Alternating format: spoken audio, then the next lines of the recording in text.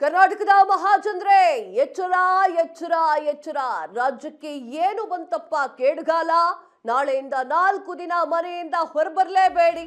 ಮಧ್ಯಾಹ್ನದ ವೇಳೆಯಂತೂ ಮನೆಯಲ್ಲೇ ಅಥವಾ ಆಫೀಸಲ್ಲೇ ಇದ್ದು ಬಿಡಿ.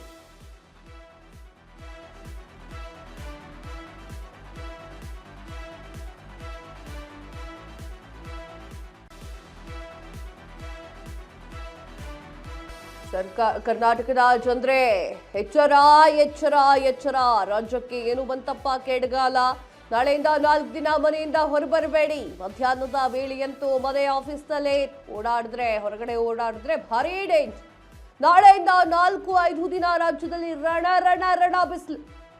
ಸಾಮಾನ್ಯಕ್ಕಿಂತ 3 ಅಥವಾ 5 ಡಿಗ್ರಿ ಜಾಸ್ತಿ ಆಗಲಿರುವಂತಹ ಉಷ್ಣಾಂಶ, ಭಾರೀ ಮಳೆ ಆಗಬೇಕಿರುವಂತಹ ಟೈಮ್ನಲ್ಲೇ ಭಾರೀ ಬಿಸಿಗಾಳಿ ಬೀಸ್ತಾ ಇದೆ.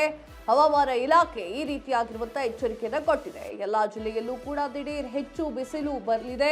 ರಾಜ್ಯದ ಬಹುತೇಕ ಜಿಲ್ಲೆಗಳಲ್ಲಿ ಅಲರ್ಟ್ ಘೋಷಿಸಿದಂತಹ ಇಲಾಖೆ ಏನೋ ಮಾನ್ಸೂನ್ ಸ್ಟ್ರೋಕ್ ಮತ್ತಿತರ ಅಪಾಯಗಳು ಬರುವಂತಹ ಸಾಧ್ಯತೆಗಳು ಕೂಡ ಇದ್ದಾರೆ. ಜನ ದಯವಿಟ್ಟು ಆಫೀಸರ್ ಇರಬೇಕು, ಇಲ್ಲ ಅಂತಂದ್ರೆ ಮನೆ ಒಳಗೆ ಇರಬೇಕು. 4-5 ದಿನ ಹುಷಾರಾಗಿರಿ, ಹೆಚ್ಚೆಚ್ಚು ನೀರು ಕುಡೀರಿ ಅಂತ ಹೇಳಲಾಗ್ತಾ ಇದೆ. ಏನಾಗ್ತಾ ಇದೆ ರಾಜ್ಯದಲ್ಲಿ ಅಂತಂದ್ರೆ ರಣ ಬಿಸಿಲು, ಸರಿಯಾದ ರೀತಿಯಲ್ಲಿ ಮಳೆ ಬರ್ತಾ ಇಲ್ಲ.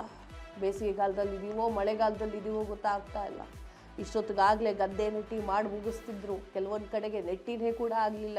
ಆ ರೀತಿಯಾಗಿ ರಣ ಬಿಸಿಲು ಬರ್ತಾ ಇದೆ. ಸ್ವಲ್ಪ ಹುಷಾರಾಗಿ ಮನೆಯಿಂದ ಹೊರಗಡೆ ಹೋಗಬೇಕು.